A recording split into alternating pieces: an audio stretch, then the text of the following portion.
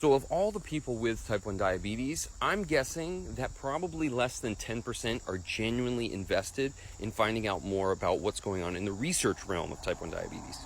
This video is for you. And I start off with the question, if you had to guess what a cure for type 1 diabetes looked like right now, what would it be and what does it do? My guess is that you think it has something to do with immune regulation. And why wouldn't it? The narrative forever has been it's an autoimmune disease. Our beta cells were wrongly attacked and now we're without. But what if there's more? Now, the more people I've interacted with who have had type 1 diabetes for a long time and who are new to it and everyone in between, their diagnosis story and the symptoms leading up to it tend to operate somewhere between two extremes. The first is the one that we're all familiar with. There is something going on with the immune system. It is not doing what it's supposed to. The beta cells were good, and then they weren't. But then consider the opposite pole. Their immune system really didn't give any inclination that it wasn't doing what it was supposed to.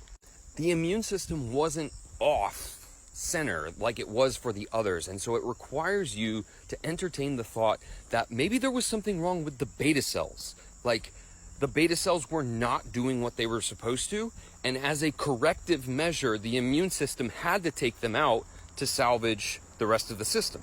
And now with more and more people being diagnosed with type 1 diabetes every year, if you have these two poles, one that is immune-centric and one that is beta cell-centric, you're also creating space in between.